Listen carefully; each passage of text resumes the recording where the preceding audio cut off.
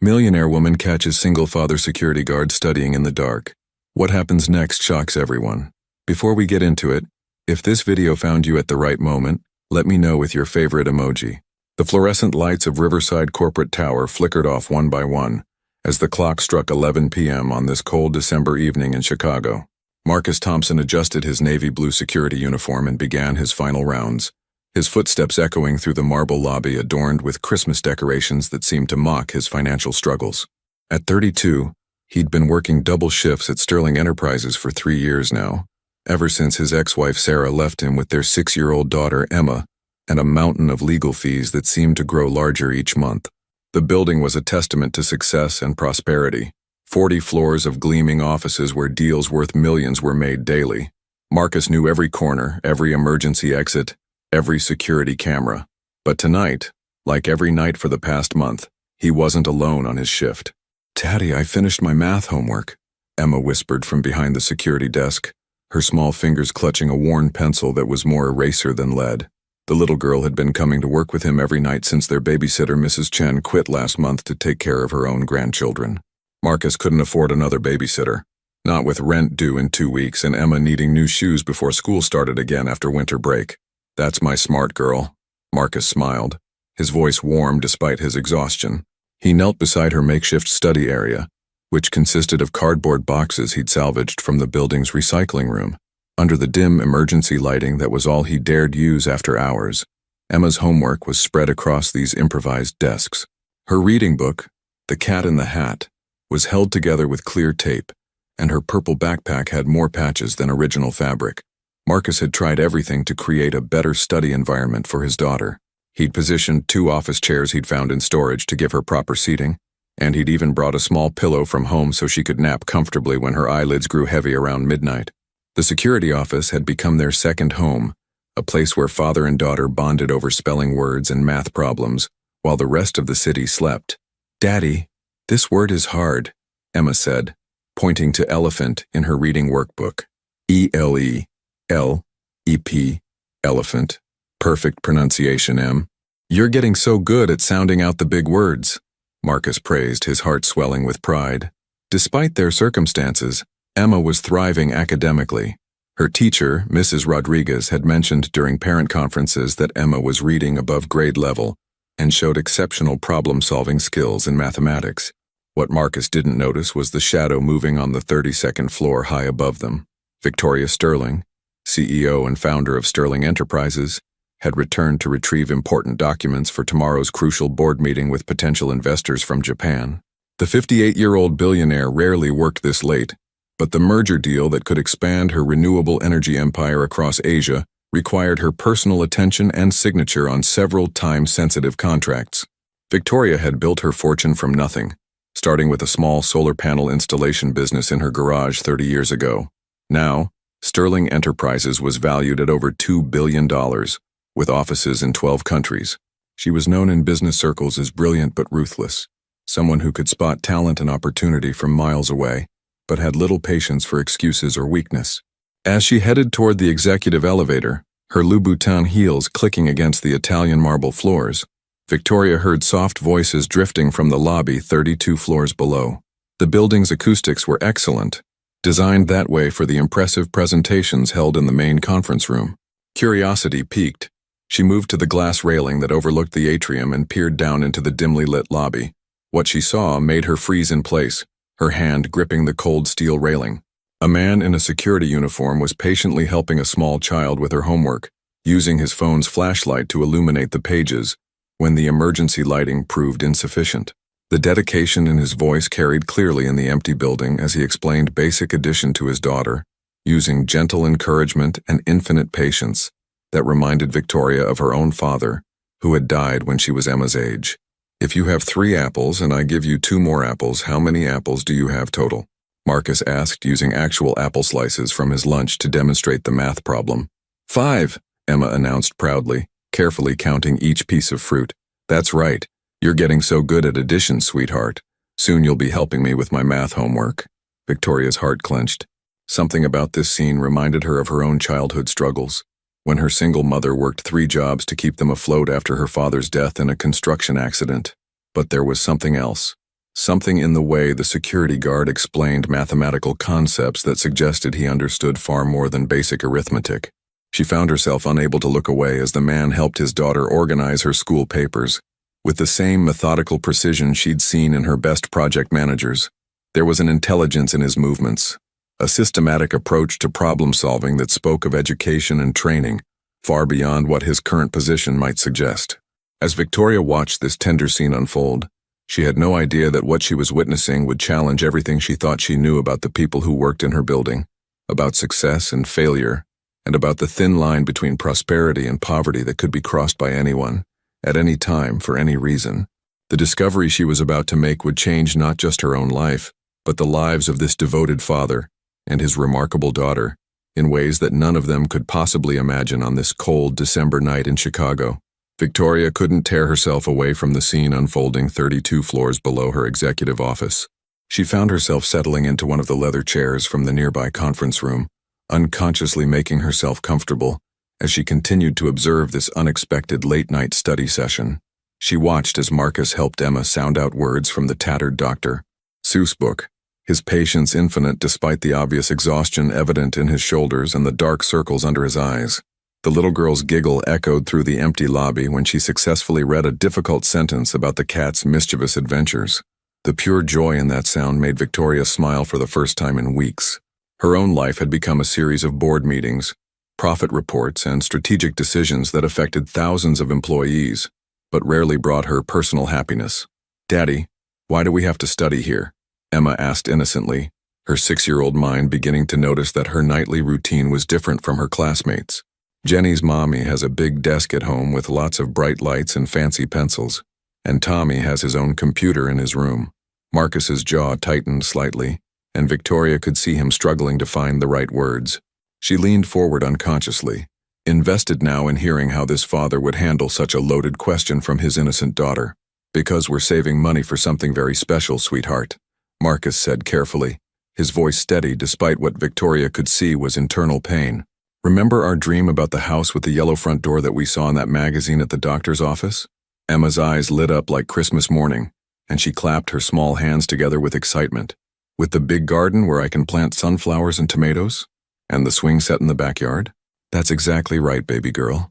And there's going to be a special room just for you to do your homework, with a real desk and a lamp that's bright enough to read all your favorite books," Marcus promised, his voice thick with emotion. "Every night we study here gets us one step closer to that dream house."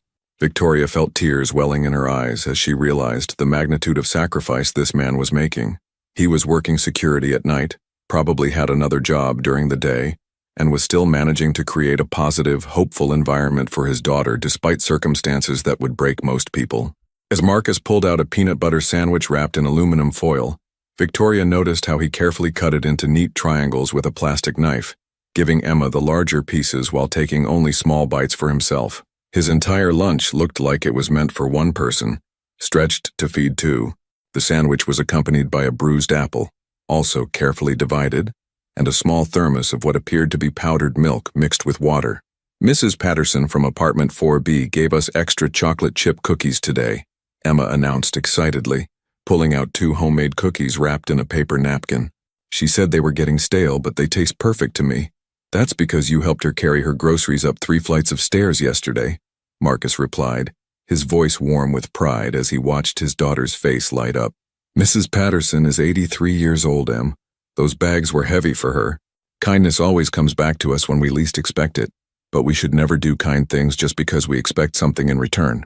Victoria made a mental note to research who Mrs. Patterson was, and whether there might be ways to help this elderly woman who was clearly looking out for Marcus and Emma. But first, she needed to know more about this Marcus Thompson.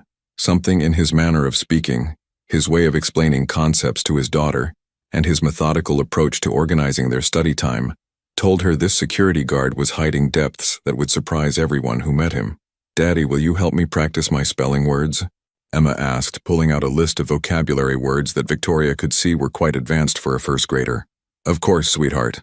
Let's start with the first one. Can you spell because?" As Emma carefully spelled out each letter, Victoria noticed that Marcus wasn't just helping his daughter memorize the words. He was explaining their etymology, their prefixes and suffixes, and how they connected to other words they'd learned. This wasn't the vocabulary coaching of someone with limited education. This was the systematic, comprehensive approach of someone with deep knowledge of language and learning theory. The more Victoria observed, the more questions arose in her mind. Who was Marcus Thompson really? How had he ended up working security in her building? And why did she have the growing suspicion that his current job was a dramatic underutilization of his actual capabilities? What she discovered in HR records the next morning would shake her understanding of sacrifice, determination, and the power of a father's love to overcome seemingly impossible obstacles. But more than that, it would force her to confront uncomfortable truths about opportunity, privilege, and the arbitrary nature of success and failure in America. The investigation Victoria was about to undertake would reveal a story so compelling, so heartbreaking, and ultimately so inspiring that it would change her entire perspective on what it meant to be truly wealthy.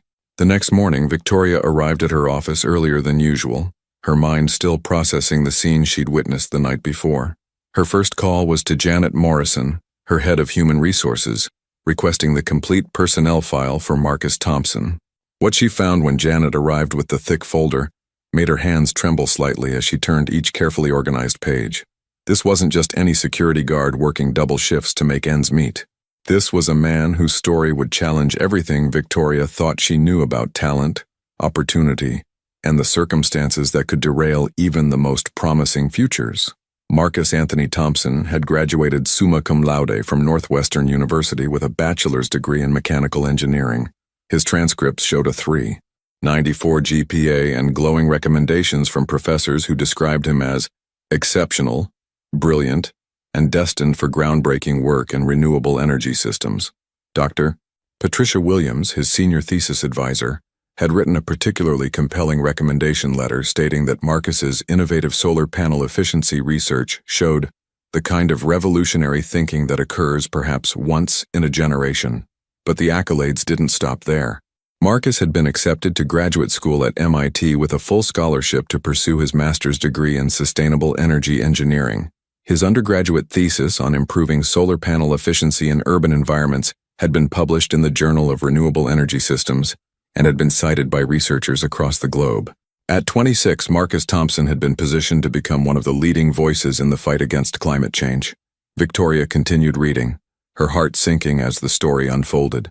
Emma had been born 3 months premature during Marcus's first semester of graduate school. The medical bills mounted quickly. Emma spent 4 months in the neonatal intensive care unit, requiring specialized care that even good insurance couldn't fully cover. Marcus had taken a leave of absence from MIT to be with his daughter and to work full-time to pay the mounting medical expenses that reached nearly $300,000. When Emma finally came home, she required ongoing therapy and medical monitoring. Marcus had planned to return to graduate school the following year, but Emma's mother, Sarah, was struggling with postpartum depression and the stress of their financial situation. Marcus made the difficult decision to defer his graduate program another year to provide stability for his family and to continue working to pay down their debt. That deferral became permanent when Sarah left 2 years later. Victoria found copies of the divorce papers, and her heart ached as she read Sarah's statement to the court, claiming she couldn't handle the stress of Marcus's financial struggles and Emma's ongoing medical needs. She had abandoned her husband and daughter, leaving Marcus with full custody, no support, and debts that seemed insurmountable. Victoria discovered that Marcus had applied to dozens of engineering firms over the past 3 years. She found copies of rejection letters that all cited the same concern: his significant employment gap and lack of recent engineering experience. Companies wanted engineers who could hit the ground running, not someone who would need time to update their knowledge after years away from the field. The most heartbreaking discovery was a folder labeled Professional Development. Marcus had been studying for his professional engineering license during Emma's nap times, and after she went to sleep, using library books because he couldn't afford the review courses that cost $2,000. He had notebooks filled with hand-copied practice problems and carefully drawn diagrams, showing that he was teaching himself advanced engineering concepts that most practicing engineers paid thousands of dollars to learn. Her assistant knocked softly on the office door. "Mrs. Sterling? The quarterly budget meeting with the board members is scheduled to start in 10 minutes. They're all here." "Cancel it," Victoria replied without looking up from Marcus's file. "Cancel everything on my schedule today. Tell them I have an urgent personal matter that requires my immediate attention. But Mrs. Sterling, the Japanese investors are calling this afternoon about. Janet can handle the investors. I trust her judgment completely. I need today to investigate something that could be far more important to this company's future than any single deal. That evening, Victoria returned to the building at 10:30 p.m., her heart racing with anticipation and nervousness. She had spent the day researching not just Marcus's background, but also learning about the challenges facing single parents in America, the barriers to re-entering professional careers after employment gaps, and the systemic issues that kept talented people trapped in survival mode. She took the stairs to avoid the elevator's distinctive ding and positioned herself in the same observation spot as the night before. Once again, Marcus and Emma were there in their improvised classroom, huddled around their cardboard box desks under the dim emergency lighting. Tonight, Emma was struggling with a science worksheet about the solar system, specifically about planetary orbits and gravitational forces. As Victoria watched, Marcus began explaining these complex concepts using salt shakers, a coffee cup, and his keychain as visual aids. His explanation was so clear, so methodical, and so scientifically accurate that Victoria found herself taking mental notes. Jupiter is the biggest planet in our solar system, Emma announced proudly after successfully identifying it on her worksheet. That's absolutely right, and do you know why Jupiter has so many moons orbiting around it? Marcus asked, genuinely excited to share advanced scientific knowledge with his 6-year-old daughter. Victoria watched in amazement as this brilliant man, who should have been designing next-generation solar systems or developing revolutionary clean energy solutions, taught his daughter about astronomy using condiment packets and office supplies. The injustice of it all made her chest tight with emotion and righteous anger at a system that could waste such extraordinary talent. But Emma's next innocent question would reveal something that would change Victoria's entire perspective on wealth, success, and what truly mattered in life. It would also plant the seed of an idea that would transform not just Marcus and Emma's future, but potentially the future of sustainable energy research itself. "Daddy, are we poor?" Emma asked quietly, her small voice carrying clearly through the empty lobby with the innocent directness that only children possess. Marcus froze completely, his hand halfway to adjusting the makeshift lighting system he'd created with his phone and a small mirror he'd found in the lost and found box. Victoria held her breath 32 floors above, her heart pounding as she waited to hear how this devoted father would handle such an innocent yet devastating question from his 6-year-old daughter. The silence stretched for what felt like an eternity. Victoria could see Marcus's internal struggle playing out in his body language, the way his shoulders tensed, how he carefully set down Emma's science worksheet, and the deliberate breath he took before responding.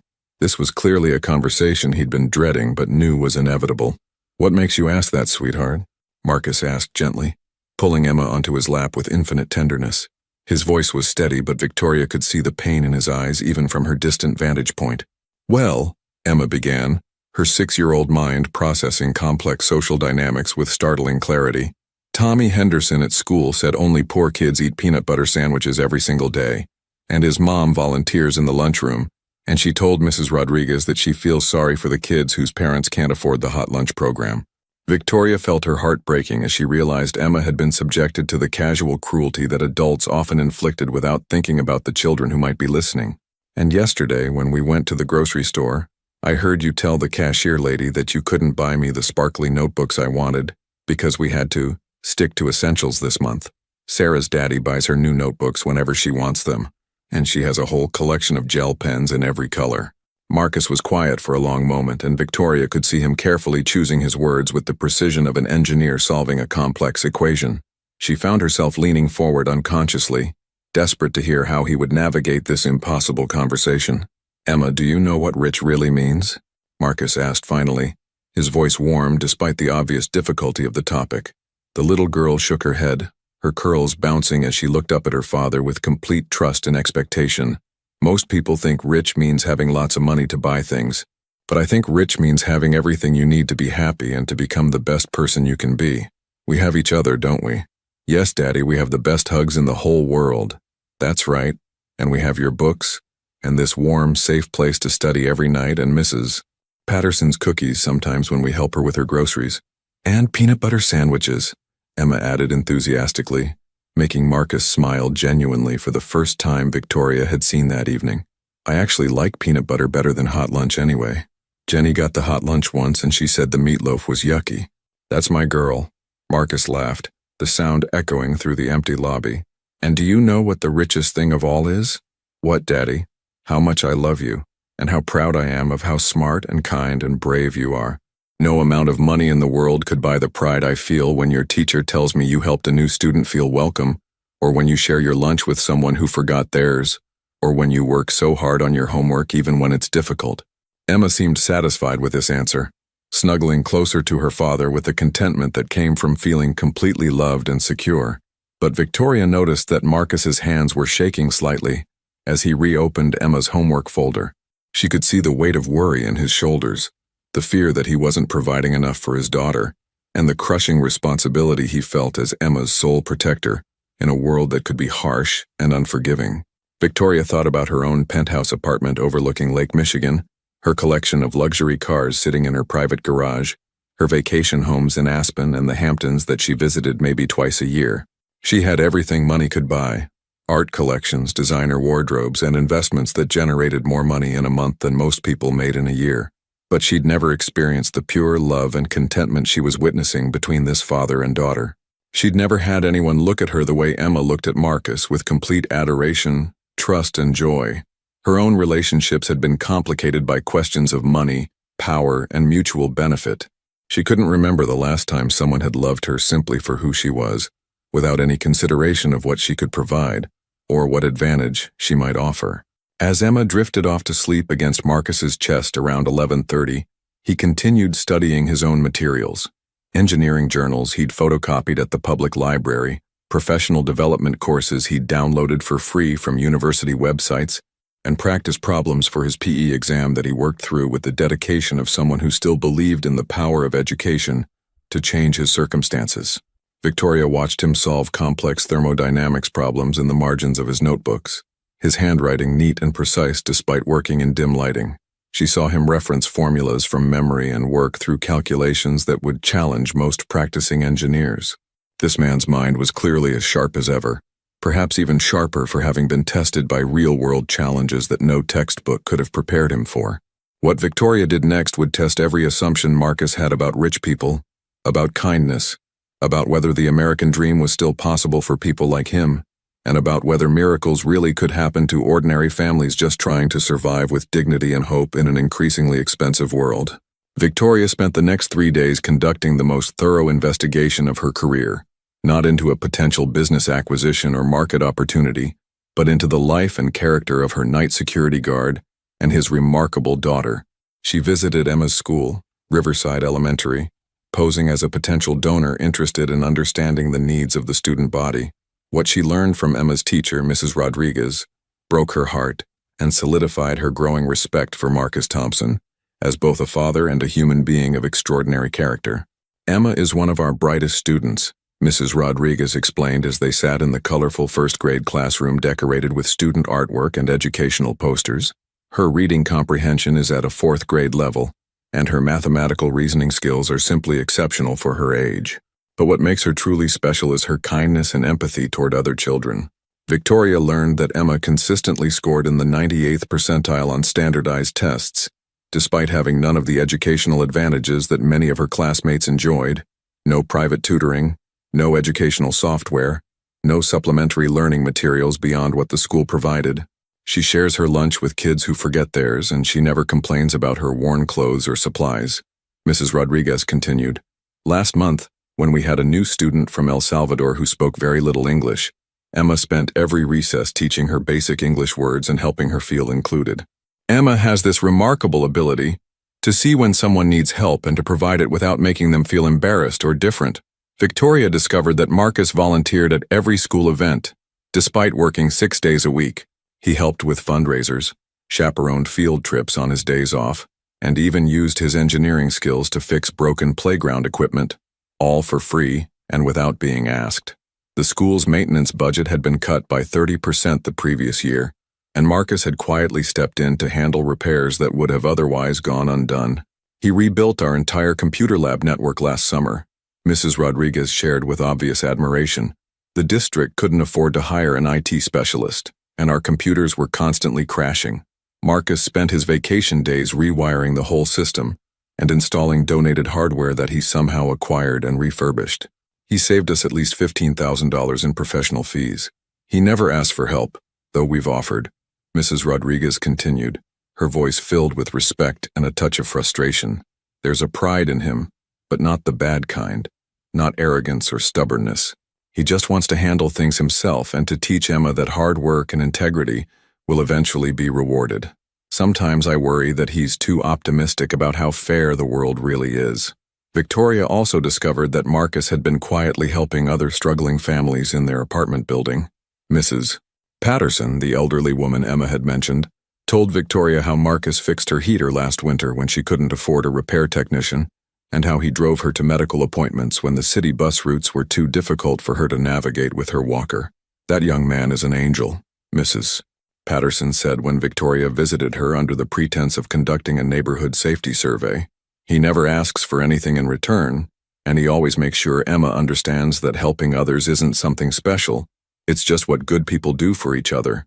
That evening, Victoria made a decision that would change 3 lives forever. She spent an hour preparing for the conversation, rehearsing different approaches and trying to anticipate how Marcus might react to what she was about to propose. This wasn't like negotiating a business deal where she could rely on market analysis and financial projections. This was about human dignity, trust, and the delicate process of offering help to someone who had clearly been hurt by life, but hadn't allowed that hurt to make him bitter or cynical. She arrived at the corporate building at her usual time, but instead of hiding in her observation post, she walked directly to the security desk, with her heart pounding harder than it had during any board meeting or investor presentation. Marcus looked up in surprise as the perfectly dressed CEO of Sterling Enterprises approached him, her designer heels clicking against the marble floor. His professional instincts kicked in immediately, and Victoria could see him mentally reviewing the building's security protocols to determine if there might be an emergency or threat he should be aware of. "Good evening, Mrs. Sterling," he said, standing respectfully. "Is everything all right? Do you need access to your office, or is there a security concern I should be aware of?" "I need to talk to you," Victoria interrupted gently, her voice softer than her usual boardroom tone. "Both of you."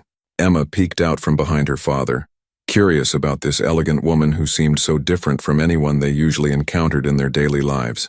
Victoria noticed that Emma's homework was spread across clean cardboard boxes that had been carefully reinforced and organized, and that Marcus had somehow acquired a small desk lamp, probably from the building's surplus supplies, to provide better lighting for their study sessions. "Sir, if I've done something wrong," Marcus began, his voice tight with the worry that came from years of having to be constantly vigilant about keeping his job. "You haven't done anything wrong, Marcus," Victoria said firmly. "In fact, you've done everything right. But I have a question for you, and I want you to be completely honest with me." Marcus straightened unconsciously, his protective instincts flaring as he placed himself slightly in front of Emma. Victoria could see that he was preparing himself for bad news, for another disappointment, for another door closing just when he'd begun to hope it might open. "If someone offered you a chance to change your life, to use that brilliant engineering mind of yours the way it was meant to be used, to give Emma everything she deserves and more, what would you say?" The question hung in the air like a challenge, like a test, like the first words of a fairy tale that might actually come true. Victoria watched Marcus's face carefully, seeing confusion, hope, disbelief, and wariness all competing for dominance in his expression. Marcus's answer would determine not just his own future and Emma's, but whether Victoria Sterling was about to become the guardian angel this family desperately needed, or just another wealthy person making empty promises to ease her own conscience. The next few minutes would test everything both of them believed about trust, opportunity, and the possibility that sometimes, in the darkest moments, life could surprise you with unexpected grace. Marcus stared at Victoria for a long moment that seemed to stretch into eternity, his engineering mind racing through possibilities, probabilities, and potential outcomes. This was the woman who owned half of downtown Chicago, whose business decisions affected thousands of lives, whose success story was taught in MBA programs across the country. Why was she here in the lobby of her own building at nearly midnight, talking to him like his answer actually mattered? "Mrs. Sterling," he said carefully, his voice steady despite the chaos of emotions churning in his chest. "I'm not sure I understand what you're asking. Are you offering me a different position within the security department?" because I want you to know that I'm grateful for this job, and I would never do anything to jeopardize. I'm not talking about security work, Marcus, Victoria interrupted gently.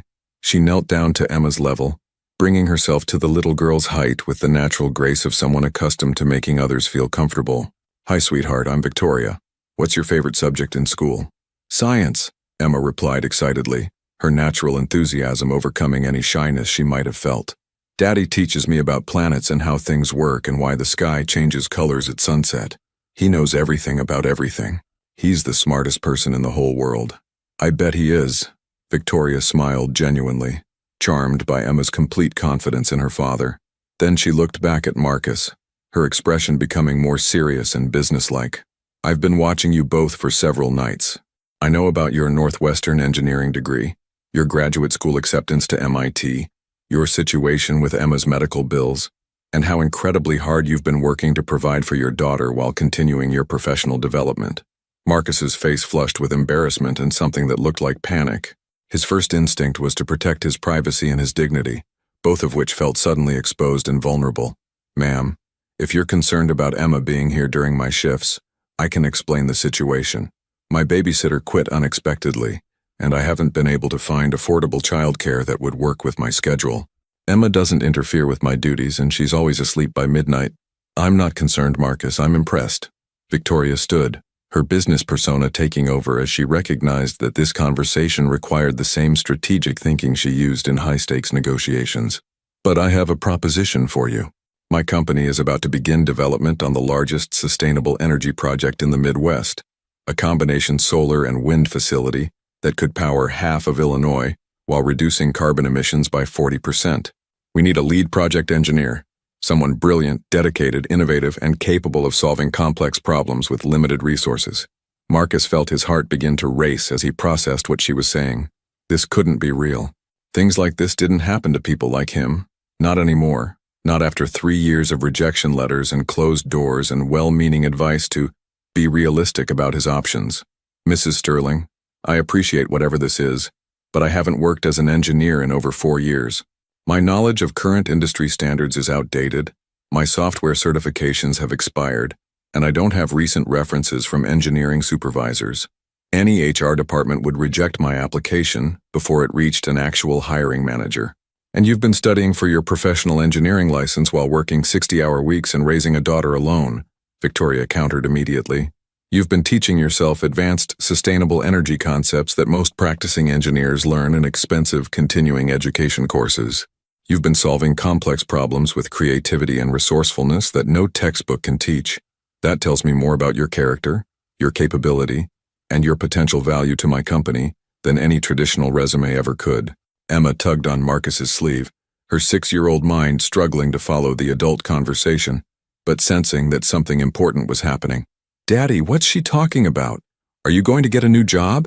Victoria answered before Marcus could find his voice. I'm talking about giving your daddy a job where he can use his incredible brain to help make the world better by creating clean energy for lots and lots of people. And maybe, just maybe, helping you both get that house with the yellow door and the garden where you can plant sunflowers. Marcus felt the world spinning around him as the full implications of what Victoria was suggesting began to sink in. This wasn't just a job offer. This was the chance to reclaim the future he'd sacrificed for Emma's medical care, to use his education and training for their intended purpose, to provide Emma with opportunities he'd only been able to dream about for the past 3 years. But years of disappointment and financial stress had taught him to be cautious about hope, to protect himself and Emma from the devastation that came when possibilities proved to be illusions. There would be conditions, Victoria added, watching his face carefully. Several of them, actually. What conditions? Marcus asked, barely able to breathe as he waited for the catch, the limitation, the requirement that would make this opportunity as impossible as all the others had proven to be. First, you'll need to complete your PE certification within 6 months, which the company will pay for, including all study materials and examination fees. Second, you'll need to relocate to our Naperville facility, which means finding a new place to live. The company will cover all moving expenses and provide a housing allowance during the transition period. Marcus's mind reeled. These weren't obstacles. They were solutions to problems he'd been struggling with for months. Third, Victoria continued, her eyes twinkling with something Marcus couldn't quite identify. You'll have to let me take both of you shopping for some proper study supplies this weekend. Emma deserves better than cardboard boxes and makeshift lighting for her homework time. As Emma squealed with delight and threw her arms around Victoria's legs with the uninhibited joy that only children possess, Marcus felt tears he'd been holding back for 3 years finally begin to fall. But these weren't tears of exhaustion, frustration, or despair. They were tears of hope, gratitude, and the overwhelming realization that sometimes, when you least expect it and most need it, life can surprise you in the most beautiful and transformative way. There's one more thing, Victoria said softly, placing a gentle hand on Marcus's shoulder as he struggled to process the magnitude of what was happening. The starting salary is $95,000 annually, with full medical benefits, 4 weeks paid vacation, and a contribution to Emma's college fund that begins immediately. Marcus felt his knees weaken as the number registered in his mind. It was more money than he'd made in the past 2 years combined. It was security, stability, and the chance to give Emma everything he'd dreamed of providing for her. What would happen next would test every assumption about class, kindness, opportunity, and whether fairy tales could come true in modern-day America. But for the first time in years, Marcus Thompson allowed himself to believe that maybe, just maybe, the future could be different than the past. 3 weeks had passed since that life-changing conversation in the lobby of Sterling Enterprises, and Marcus could barely recognize his own life. The transformation had been so swift and comprehensive that he sometimes wondered if he was living in a dream from which he might suddenly wake up back in the security office with Emma sleeping on cardboard boxes. Victoria had been true to every single promise she'd made that night. Within 48 hours of their conversation, Marcus had been officially hired as senior project engineer for the Midwest Sustainable Energy Initiative, with a starting date that allowed him 2 weeks to transition out of his security position and prepare for his new role. The HR department had processed his paperwork with unprecedented speed, and Marcus suspected that Victoria had personally ensured every obstacle was removed from his path. The shopping trip Victoria had insisted upon had been an experience that Emma would remember for the rest of her life. Victoria had arrived at their cramped one-bedroom apartment in Riverside that Saturday morning, driving a modest Honda Accord rather than the luxury vehicle Marcus had expected. "I don't want to overwhelm Emma," she'd explained with a smile. "This is about making her feel special, not making her feel different." They'd spent 4 hours at an educational supply store, where Emma had been given free rein to choose notebooks, pencils, markers, and educational games to her heart's content. Victoria had watched with obvious joy as Emma carefully selected each item, reading labels and asking thoughtful questions about how different supplies might help her learn more effectively. The 6-year-old's methodical approach to shopping, so much like her father's systematic problem-solving style, had clearly impressed Victoria. "She's going to be running a company someday," Victoria had whispered to Marcus as they watched Emma compare different types of calculators designed for elementary students. "Mark my words, that little girl has the mind of a born leader." But the shopping trip had been just the beginning. Victoria had also arranged for Marcus to meet with Dr. Jennifer Chen, Sterling Enterprises Director of Human Resources, who had worked with him to create a personalized study plan for his professional engineering certification. The company had enrolled him in an intensive review course that normally cost $3,000, provided him with the latest study materials and software, and arranged for him to take practice exams with other engineers in the company. "We're investing in your success," Dr. Chen had explained during their first meeting. "Mrs. Sterling believes you have the potential to become one of our most valuable team members, and we're going to provide you with every resource you need to prove her right." Now, as Marcus sat in his temporary office at Sterling's Naperville facility, reviewing technical specifications for solar panel installations, he felt a sense of professional fulfillment that he'd almost forgotten was possible. His desk, a real desk with proper lighting and an ergonomic chair, was covered with engineering drawings, environmental impact assessments, and cost-benefit analyses that reminded him why he'd fallen in love with this field in the first place. The Midwest Sustainable Energy Initiative was even more ambitious than Victoria had initially described. The project would create a 500-megawatt solar and wind facility capable of providing clean energy to over 200,000 homes, while creating 300 permanent jobs in rural Illinois communities that desperately needed economic development. Marcus's role was to oversee the technical integration of multiple renewable energy systems, ensuring maximum efficiency and minimal environmental impact, His new colleagues had welcomed him with genuine enthusiasm once they learned about his background and saw examples of his work. Dr. Sarah Kim, the project's environmental impact specialist, had been particularly impressed with Marcus's innovative ideas for minimizing habitat disruption during construction. "Your approach to phased installation is brilliant," she'd told him during their first project meeting. "Most engineers focus solely on technical efficiency, but you're thinking about ecological integration from the very beginning. That's exactly the kind of holistic thinking this project needs." Emma had adapted to their new circumstances with the resilience that had always amazed Marcus. Their new apartment in Naperville was a spacious 2-bedroom unit in a family-friendly complex with a playground, swimming pool, and an excellent school district. Emma's new room had everything Marcus had ever dreamed of providing for her: a proper desk with excellent lighting, bookshelves filled with age-appropriate educational materials, and even a small reading nook by the window where she could curl up with her favorite stories. "Daddy, I can't believe this is really our house," Emma had said on their first night in the new apartment, spinning around in her room with pure joy. "And tomorrow I get to go to a new school with a real science lab." Riverside Elementary had been sad to see Emma go, but Mrs. Rodriguez had been thrilled about the opportunities awaiting her star student. "Emma's new school has a gifted and talented program that will challenge her appropriately," she'd told Marcus during their farewell meeting. "She's going to thrive there, just like she thrived here despite having fewer resources to work with." But the most significant change in Marcus's life wasn't the salary increase or the professional recognition. It was the growing friendship he was developing with Victoria Sterling herself. What had begun as an employer-employee relationship was evolving into something deeper and more meaningful, a mutual respect and genuine caring that surprised both of them. Victoria had begun stopping by Marcus's office every few days, ostensibly to check on the project's progress, but really to hear about Emma's adjustment to her new school and Marcus's experience returning to engineering work.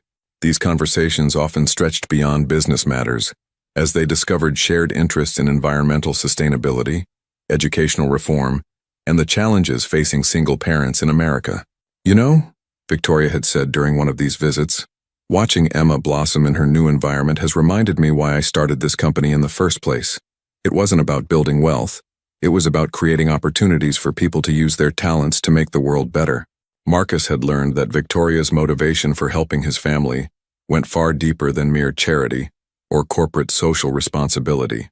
She had grown up poor herself, the daughter of a single mother who had worked multiple jobs to provide basic necessities. Victoria's success hadn't made her forget those struggles. It had intensified her awareness of how random circumstances could determine whether talented people got the chances they deserved. "My mother died when I was 15, Victoria had shared one evening as they reviewed project timelines. "She never got to see me graduate from high school, let alone build this company. But she taught me that success means nothing if you don't use it to lift other people up. You and Emma have reminded me of that lesson." As Marcus prepared to leave the office that evening, he reflected on how dramatically his life had changed and how much more change was still to come. Tomorrow, Emma would be starting her new school, and he would be presenting his preliminary designs for the solar installation to Sterling's board of directors. 6 months ago, he couldn't have imagined either of those things would ever be possible.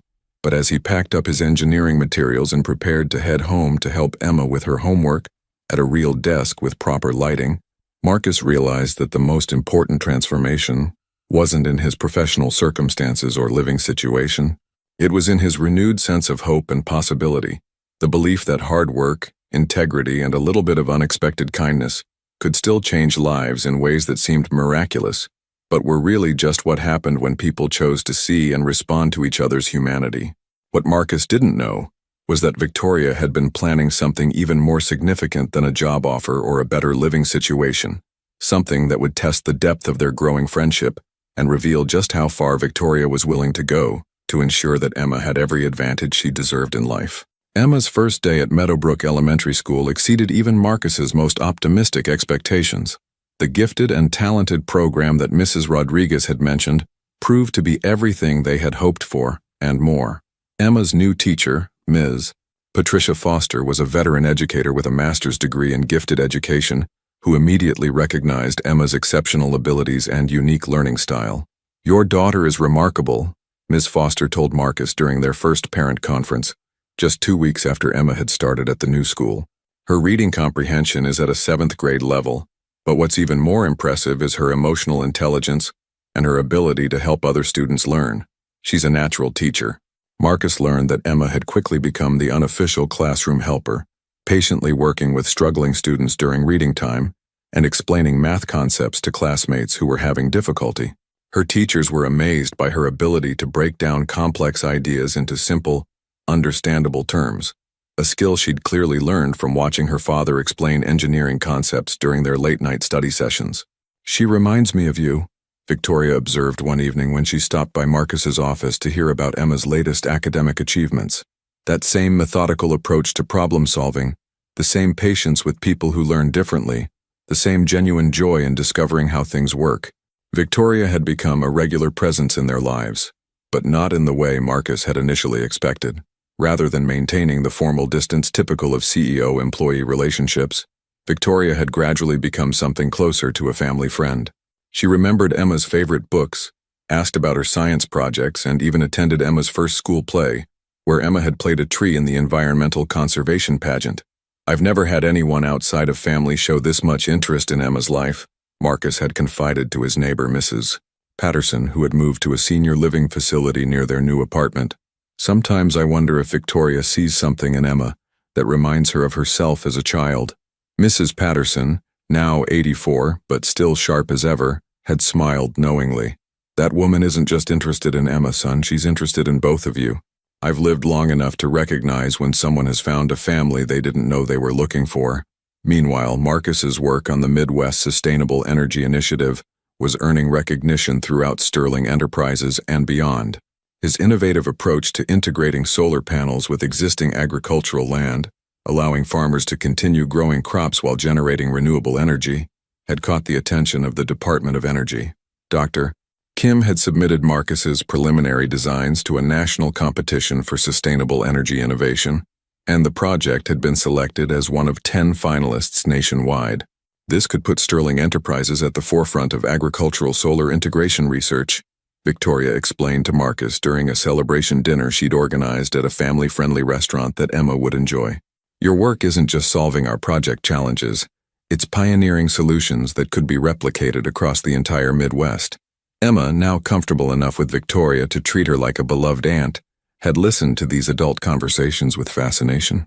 "Daddy's making the world better with science," she announced proudly to their waitress. "And someday I'm going to be a scientist too, and we'll work together to make sure all the polar bears have enough ice." Victoria had laughed at Emma's environmental enthusiasm, but Marcus noticed that she made a note in her phone about educational programs focused on climate science for elementary students.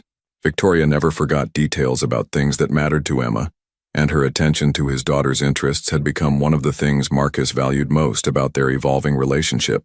The professional recognition Marcus was receiving had also opened doors he'd never expected to walk through. The University of Illinois had invited him to guest lecture in their renewable energy engineering program, sharing his experiences with agricultural solar integration.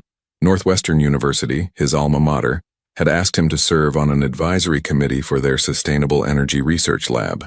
"It's remarkable how quickly the engineering community has embraced your work," Dr. Chen observed during one of their monthly check-ins.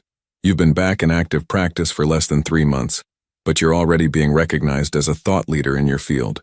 But perhaps the most significant change in Marcus's life was the growing confidence and optimism that Emma displayed every day. The little girl who had once asked if they were poor now talked excitedly about her future plans to study environmental science, to travel to different countries to learn about renewable energy, and to help her father design solar systems that would make electricity affordable for everyone. "Daddy, Ms. Foster says I'm smart enough to skip 2nd grade and go right to 3rd grade next year," Emma announced one evening as they worked together on her homework, now spread across a proper desk in her own room with excellent lighting and all the supplies she could ever need. "But I told her I want to stay with my friends and be the best 2nd grader I can be first." Marcus felt his heart swell with pride as he realized that Emma was learning not just academic skills but life skills, the importance of loyalty to friends, the value of patience and steady progress, and the confidence to make her own decisions about her educational path. "That sounds like a very wise choice, Em," he told her. "There's no rush to grow up. You're perfect exactly as you are right now." What Marcus didn't realize was that Victoria had been having similar conversations with Emma during their private moments together, talks about dreams, goals, and possibilities that would shape Emma's understanding of what she could achieve in life. Victoria was becoming more than an employer or even a family friend. She was becoming a mentor, a role model, and something Emma had never had before, a successful woman who believed in her potential and was willing to invest in her future. The bond forming between Victoria and Emma would soon lead to a conversation that would challenge Marcus's independence, test his trust in Victoria's motives, and ultimately reveal the depth of commitment Victoria was prepared to make to ensure Emma had every opportunity to fulfill her remarkable potential.